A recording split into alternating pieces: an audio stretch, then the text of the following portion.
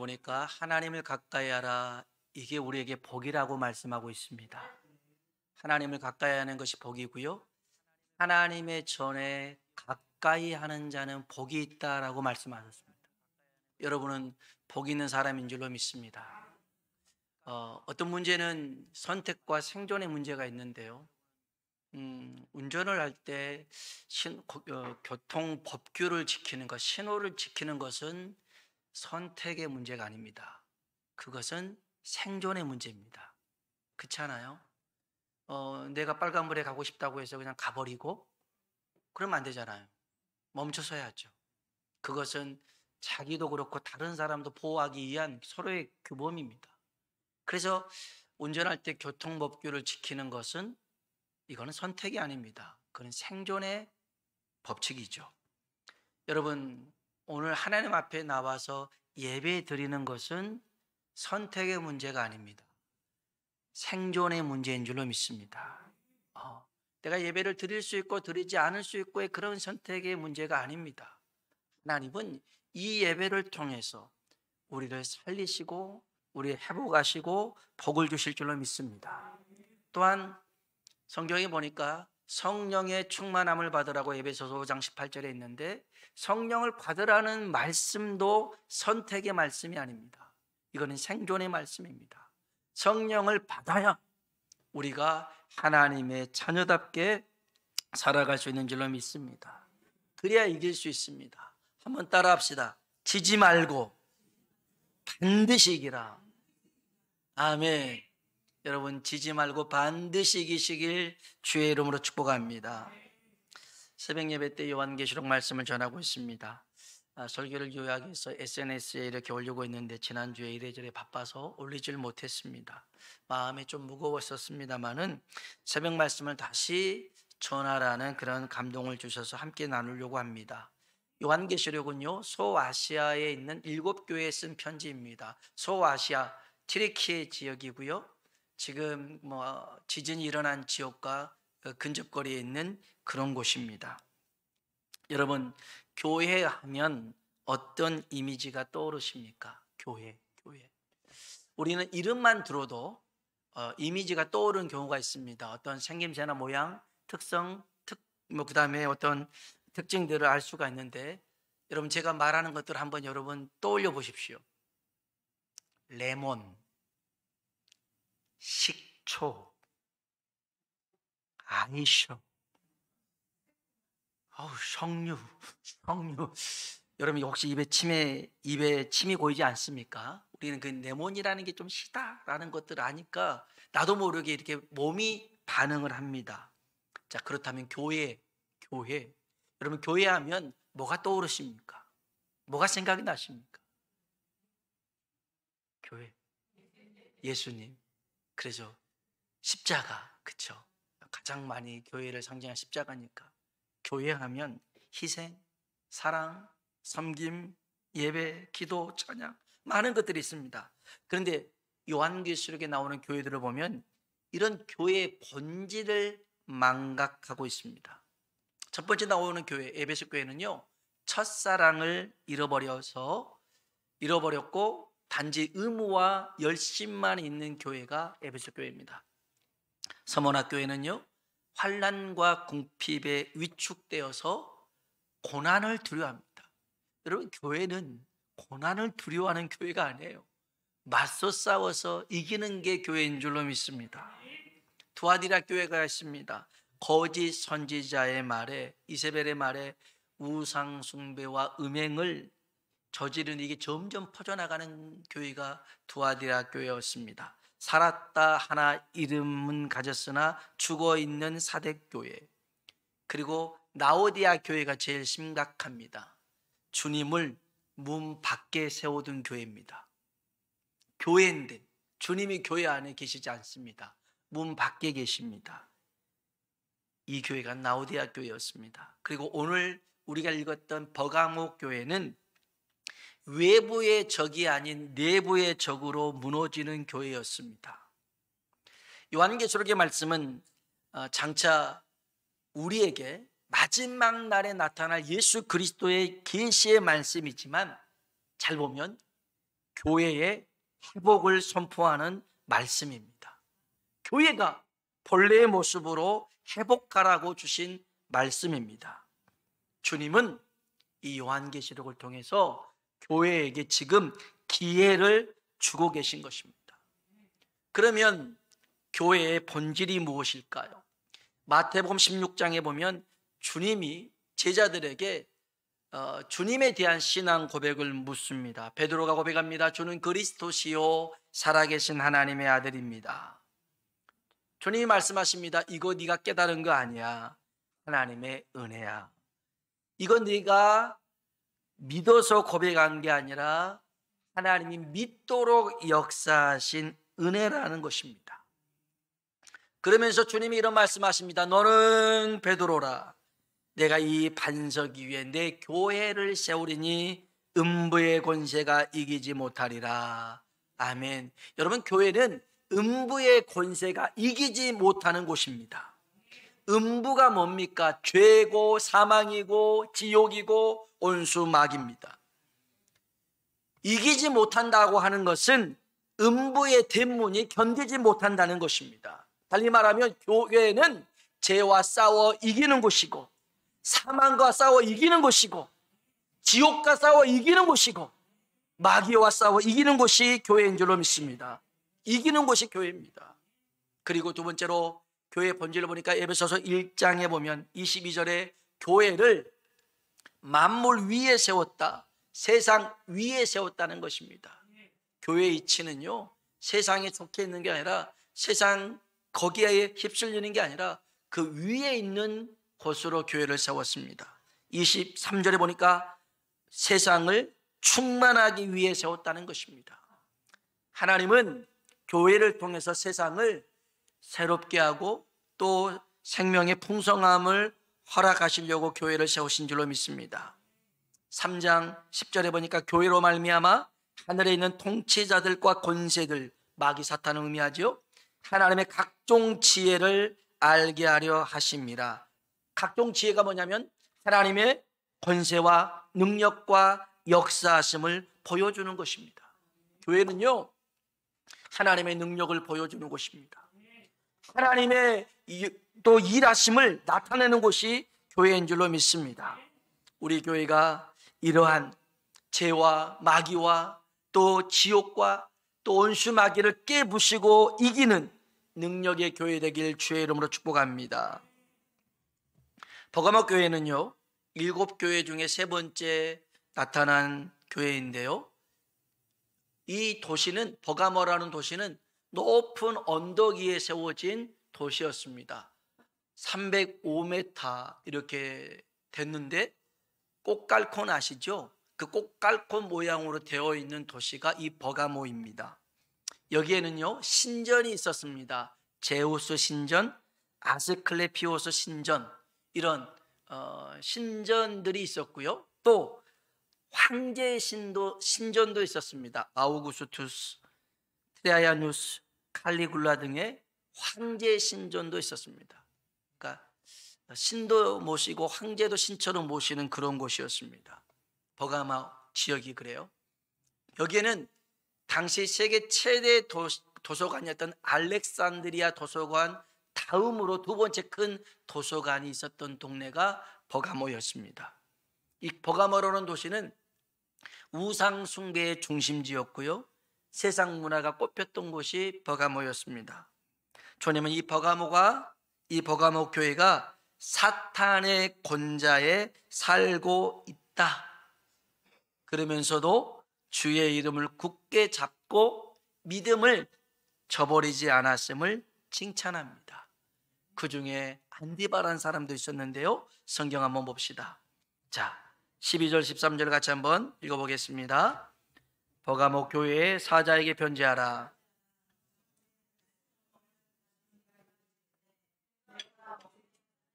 내가 아노니 권자가 있는 데라. 내가 내 이름을 굳게 잡아서 내 충성된 증인 안디바가 너희 가운데 곧 사탄이 사는 곳에서 죽임을 당할 때에도 나를 믿는 믿음을 저버리지 아니하였도다. 아멘. 아멘. 안디바라는 사람이 있습니다. 주님이 이렇게 얘기합니다. 내 충성된 증인 안디바. 안디바는요, 아시아 지역의 최초의 순교자입니다. 예루살렘의 최초의 순교자는 야고보죠. 여기는 안디바입니다. 주님은 이 안디바를 충성된 증인이라고 하셨는데, 이 버가모 교회 전에 나오는 서모나 교회에 주님이 충성을 요구하십니다. 10절 한번 봅시다. 성경 10절. 서모나 교회에 하신 말씀입니다. 10절입니다. 읽어볼까요? 너는 장차 받을 고난을 두려워하지 말라. 마귀가 장차 너희 가운데에서 몇 사람을 옥에 던져 시험을 받게 하리니 너희가 10일 동안 환난을 받으리라. 내가 죽도록 충성하라. 그리하면 내가 생명의 관을 내게 주리라. 아멘, 아멘. 내가 죽도록 충성하라. 그리하면 내가 생명의 관을 내게 주리라. 여러분, 주님이 서모나 교회의 충성을 요구하는 상황이 뭐냐면, 너희가 10일 동안 환난을 받으리라. 그러나 내가 죽도록 충성하라는 것입니다. 여러분, 충성은 할 만할 때 하는 게 아닙니다. 할 수 있을 때 하는 것이 아닙니다. 충성은 죽도록 하는 것입니다. 충성은 끝까지 하는 게 충성인 줄로 믿습니다. 고린도전서 9장 24절에 보니까요, 운동장에서 많은 사람들이 달리기를 합니다. 그런데 상 받는 사람은 한 사람이라는 것입니다. 우리도 이처럼 상을 얻기 위해서 달려가라는 것입니다. 달려가야 됩니다. 상 얻는 자는 한 사람입니다. 여러분, 달리기 할 때에 목표를 바라보고 달려가야 됩니다. 앞만 보고 달려가야 됩니다. 달리기하면서 자꾸 여기저기 기웃거린 사람은요, 1등 못합니다. 1등 못해요. 그리고 뭐라고 하면 뭐라고요? 거기서 얘기하고 있어요. 1등 못합니다. 앞만 보고 막 달려가야 됩니다. 누가 뭐라고 해도 신경 쓰지 말고 달려가야 됩니다. 그래야 1등 하는 것입니다. 주님이 우리 보고 요구하는 게 뭡니까? 자꾸 주변에 우리를 신경을 거스르게 하고 마음을 빼앗기게 만들고 우리를 흔들어 놓는 일이 있다 할지라도 신경 쓰지 말라는 거예요. 앞만 보고 달려가라는 거예요. 계산해 보니까 이게 손익 계산이 안 맞아요. 괜찮아요. 하나님이 여러분의 인생 책임지실 줄로 믿습니다. 달려가야 됩니다. 빌립보서 3장 13절로 14절에 보니까 형제들아, 나는 아직 내가 잡은 줄로 여기지 아니하고 오직 한 일, 즉 뒤에 있는 것은 잊어버리고 앞에 있는 것을 잡으려고 표대를 향하여 그리스도 예수 안에서 하나님이 위에서 부르신 부르심의 상을 위하여 달려가노라. 바울의 고백입니다. 얼마나 많은 사역의 열매를 거뒀는지 모릅니다. 다른 사람들이 칭찬하기 바쁩니다. 그런데 바울은 한 일에 대해서 꽃다발을 두지 않았습니다. 오히려 주님의 나를 부르시는 그 부름의 상을 향해 그 표대를 향해서 달려 나아가더라는 것입니다. 이 버가모 교회의 충성된 증인 안디바, 이는 순교의 자리까지 나아갔습니다. 순교의 자리까지. 사도행전 1장 8절입니다. 오직 성령이 너에게 임하시면 너희가 권능을 받고 예루살렘과 온 유대와 사마리아와 땅끝까지 이르러 내 뭐가 돼요? 증인이 되리라. 이 증인이 뭡니까? 말투스, 순교자입니다. 내 충성된 증인 안디바. 이 안디바는요, 그 죽음의 자리까지 나가더라는 것입니다. 죽음의 순간까지 주의 이름을 굳게 붙잡았더라는 것입니다. 그러기 위해서 뭐가 필요합니까? 오직 성령이 너희에게 임하시면, 성령으로 충만하시길 주의 이름으로 축원합니다. 내 능력으로 안 되는 것입니다. 제가 오늘 어느 목사님의 설교를 잠깐 이렇게 들었는데, 예국 목사님이셨는데, 우리가 죄를 이길 수 있는 단 한 가지 능력이 있더라는 것입니다. 그것은 내가 의지를 가지고 죄를 짓지 말아야지 하면 교만합니다. 그래서 그 교만도 죄라는 것입니다. 그럼 어떻게 우리가 죄를 이깁니까? 죄보다 더 큰 능력을 경험하면 된다라는 거예요. 여러분, 죄보다 더 큰 능력은 예수님인 줄로 믿습니다. 여러분, 예수님의 능력이 우리에게 임하면요, 우리는 죄 지려고 하는 그런 생각이 없어요. 여러분이 성령으로 충만한다 하면요, 이 세상에 있는 것에 그렇게 마음 두지 않아요. 정말 여러분 못 믿겠으면 이따가 점심을 잔뜩 먹어보십시오. 그냥 목까지 채워보십시오. 그냥 말만 하면 그냥 나올 정도로 한번 채워보세요. 닭도리탕을 했다고 하니까 한번 먹어보십시오. 제가 어제 닭을 살짝 옮겼습니다. 오늘 사모님이 단번이나 아무튼 그렇게 먹잖아요. 저녁 생각이 없을 거예요. 여기까지 채웠는데 뭘 더 집어넣습니까? 들어갈 수가 없을 거예요. 여러분, 성령으로 충만한다라고 하는 것은요, 우리의 모든 것을 성령님이 지배하는 그 상황입니다. 그러면 다른 것이 우리의 시선을 다른 곳으로 빼앗길 수 없더라는 거예요. 오늘 이 충성된 증인 안디바가 그 자리까지 나아갈 수 있었던 비결은 뭐냐? 성령의 충만함이었습니다. 우리 모두에게 성령의 충만한 은혜가 임하길 주의 이름으로 축원합니다.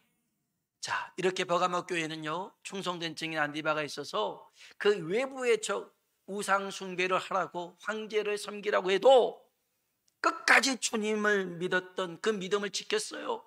그래서 순교당했죠. 외부의 적에게는 잘 이겨내고 승리했습니다. 그런데 내부의 적에 무너지고 맙니다. 여기 한번 14절 15절입니다. 요한계시록 2장 14절 15절 읽어볼까요? 그러나 내게 두어 가지 책망할 것이 있나니 거기 내게 발람의 교훈을 지키는 자들이 있도다. 발람이 발락을 가르쳐 자손 앞에 걸림돌을 놓아 우상의 제물을 먹게 하였고 또 행음하게 하였느니라. 니골라당의 교훈을 지키는 자들이 있도다. 아멘. 여기 발람의 교훈을 쫓는 사람들, 니골라당의 교훈을 지키는 사람들 같은 의미인데요. 초대교회에 강력한 이단이 있었습니다. 영지주의라고 합니다. 그노시스라고 하는데요, 그 뜻은 알, 지식, 깨달음 이런 뜻입니다. 근데 핵심은 이겁니다. 이 영지주의가 주장하는 건 뭐냐면 영은 선하고 육은 악하다, 이런 거였어요. 그래서 그들은 예수님을 믿지 않았습니다. 왜냐하면 예수님이 이 땅에 오실 때 뭘 입고 오셨어요? 육체를 입고 오셨잖아요. 육신이 되셨어요. 그래서 십자가에 죽었잖아요. 그래서 예수님을 하등의 존재로 인식을 했습니다. 믿질 않았어요. 근데 이 영지주의에 크게 두 부류가 있는데, 하나는 뭐냐면 극단적 금욕주의였습니다. 그러니까 육체는 악하니까 이 악한 육체를 자꾸 학대해서 영혼이 자유로워져야 돼, 이런 거였어요. 그래서 고행을 합니다. 그리고 심지어 자기 자신을 자해를 합니다.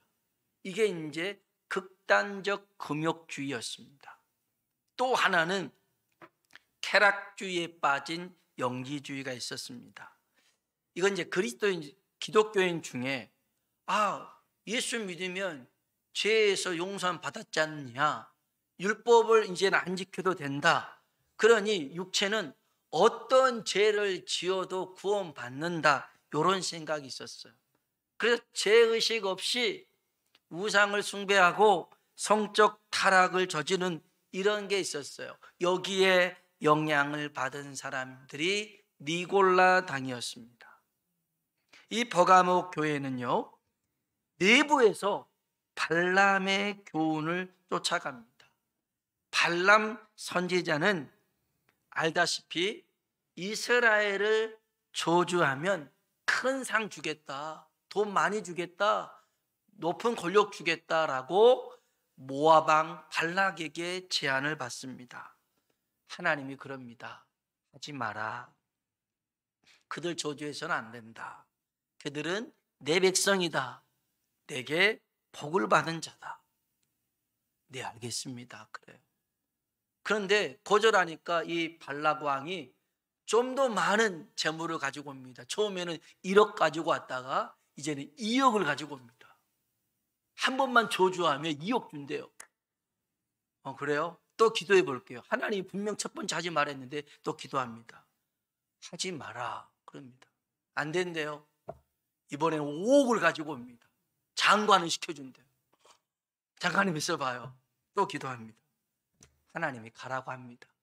이 가라고 하는 것이 진짜겠어요?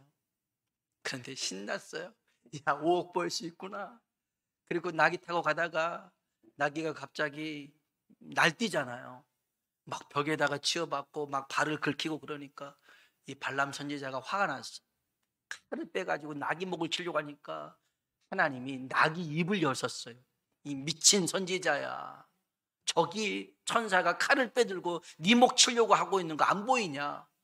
그때서야 눈 떠 보니까 천사가 있는 거예요. 자기를 죽이려고 하는 거예요. 거기서 잘못했습니다.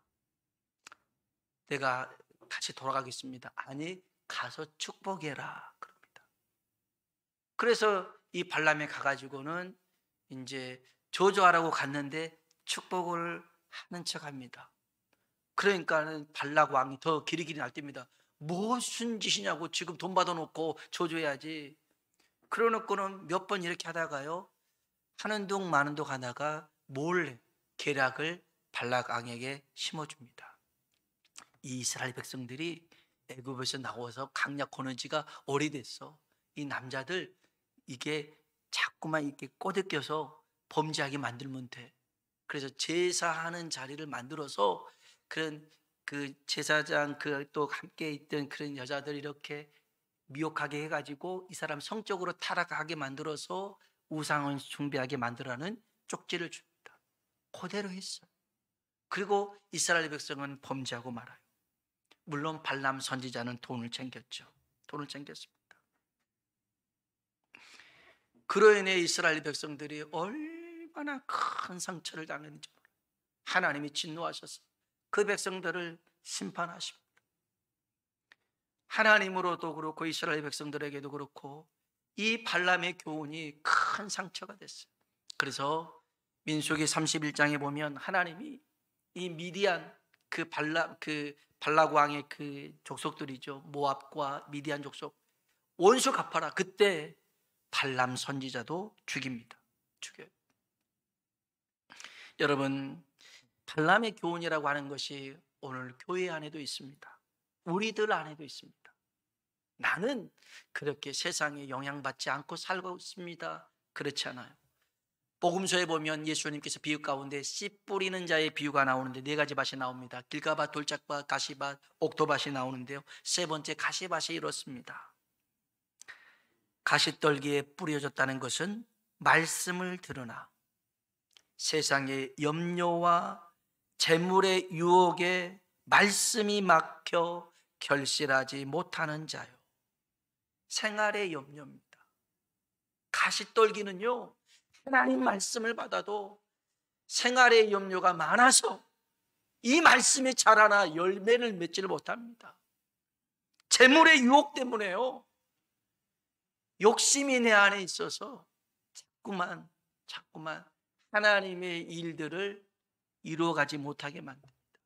아가서 2장 15절에 보면 한번 따라합시다. 포도원을 허는 작은 여우를 잡으라. 아멘. 포도원의 열매, 이제 포도가 가득해서 이제 출하하기 직전인데 자그마한 여우 한 마리가 들어왔는데 이 여우가 모든 포도밭을 헤집고 돌아다니면서 다 망가뜨려 놓는 거예요. 망가뜨려 놔요. 포도원을 허는 작은 여우를 잡으라는 것입니다. 우리 교단의 어떤 교회는 역사도 우리 교회보다 더 깊고 또 상징성도 있는 교회인데 교회가 어려움에 있어요. 교회가 나눠지고 쪼개졌어요. 목사와 성도들이 싸워요. 장로와 안수집사들이 싸워요. 그리고 총회에 고발을 하고 고소를 하고 안 되니까 세상 법정에 고소하고 고발하고, 그러면서도 서로 자기들이 옳다고 그래요. 이렇게 보면 저분들이 무엇 때문에 저렇게 싸우지? 라고 봐봐요. 교회를 이해한대요. 교회를 지키는 거래요. 이게 정의래요. 더 쭉 봐보면 왜 싸우지? 돈이에요. 돈 때문에. 돈 때문에. 그렇게 목회를 잘했어도 결국은 돈이구나. 그렇게 신앙생활 잘했어도 결국은 돈이구나. 무너지더라는 거예요. 무너지는 거예요. 여러분, 우리도 그럽니다. 우리가 결국 어디에서 우리의 신앙이 무너집니까? 결국 이 욕심입니다. 지난주에 얘기했듯이 배가 신입니다. 이 배에다가 자꾸만 뭔가를 집어넣으려고 하다 보니 안 되더라는 것입니다. 주님은 이 버가모 교회에게, 우리에게 회개하라고, 돌이키라고 말씀하십니다. 16절 한번 볼까요? 16절 읽어봅시다. 그러므로 회개하라. 그리하지 아니하면 내가 내게 속히 가서 내 입의 검으로 그들과 싸우리라. 아멘. 내 입의 검이 뭡니까? 12절에 보면 좌우에 날선 검을 가지시니 바로 하나님의 말씀이죠. 말씀입니다. 여러분, 회개할 때 기준은 하나님의 말씀인 줄로 믿습니다. 내가 원하는 만큼 하는 게 아니라 주님이 원하시는 대로 하는 것입니다. 우리는 사도행전 6장에 보면 아나니아 삽비라, 5장인가요? 아나니아 삽비라가 하나님 앞에 헌금을 드리다가 다른 사람처럼 헌금을 드리려다가 이게 좀 아까운데 조금 그래도 생활을 해야겠는데 일부를 챙깁니다. 그래도 엄청난 큰 돈이었습니다. 그런데 이건 하나님이 원하지 않았습니다. 여러분, 하나님은요 많은 것을 원치 않습니다. 하나님은 가부의 2렙돈을 그 누구보다도 귀하게 여겼던 건 뭡니까? 2렙돈은 200원입니다. 200원도 안 되는 돈입니다. 헌금을 제일 많이 했대요. 주님의 기준이 뭡니까? 이 가부는 자신의 전부를 드린 거였거든요. 여러분, 우리는 우리 형편에 따라서 신앙생활 하는 게 아닙니다. 하나님의 말씀대로 신앙생활 해야 될 줄로 믿습니다. 여러분, 왜 주님이 이렇게 말씀하신 줄 아십니까? 하나님 말씀대로 순종하는 사람 주님이 책임지십니다. 17절에 보면 귀 있는 자는 성령이 교회들에게 하시는 말씀을 들을지어다. 이기는 그에게는 내가 감추었던 만나를 주고, 아멘. 만나를 주신답니다. 원래 만나가 광야에 내렸는데요, 법궤에다가 담았습니다. 항아리에 담은 만나, 아론의 쌍난 지팡이, 모세의 2 돌판을 넣었는데 시간 지나고 나니까 이 2 돌판밖에 남지 않습니다. 그래서 언약궤라고 합니다. 근데 감추었던 만나는 하늘에서 내린 양식이잖아요. 하늘로부터 내려오신 분이 누굽니까? 우리 주님입니다. 주님이 우리의 양식 되어 주시겠다라는 것입니다. 주님이 시마다 때마다 돕는 손길로 함께 하시겠다라는 것입니다. 우리가 그렇게 조마조마 걱정하지 않아도 우리의 마음이 하나님께로 온전히 향한다면 하나님이 하시겠다라는 것입니다. 여러분, 걱정하지 마세요. 그래서 작은 것에 욕심 부리지 말고 하나님 말씀에 순종하면서 그 복을 누리는 저와 여러분 되길 주의 이름으로 축복합니다.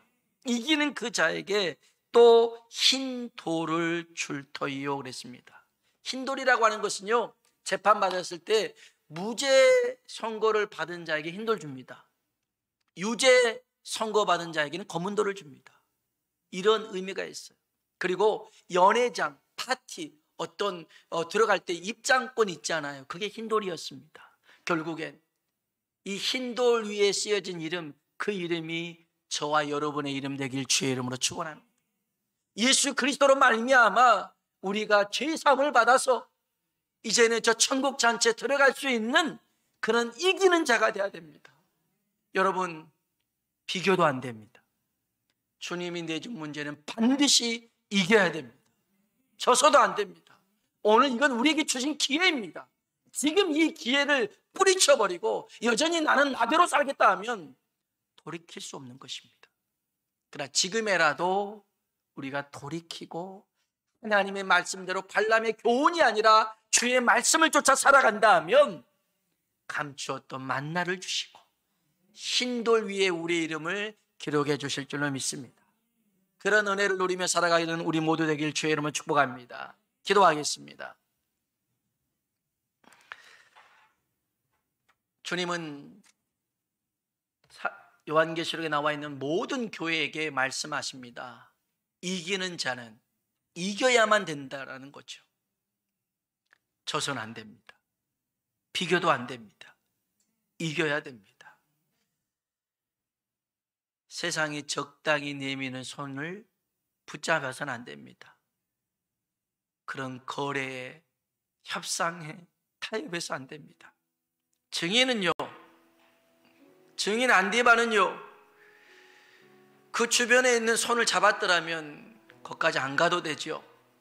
그런데 모든 유혹의 손길 뿌리치고 주만 바라보고 나아갑니다. 그래서 주님이 그럽니다. 있잖아, 안디바는 내 충성된 증인이야. 여러분, 우리가 충성된 사자가 됩시다. 충성된 사자는 얼음 냉수와 같아서 추수하는 날에 그 주인의 마음을 시원하게 하는 자라고 일러주고 있습니다. 하나님 마음에 기쁨을 안겨드릴 수 있는 충성된 증인 사자 되게 해달라고요. 또 오늘 주셨던 말씀들 중에 오늘 우리에게 주신 말씀이 있다면 그 말씀 붙들고 한번 기도하겠습니다. 할렐루야. 좋으신 아버지 하나님,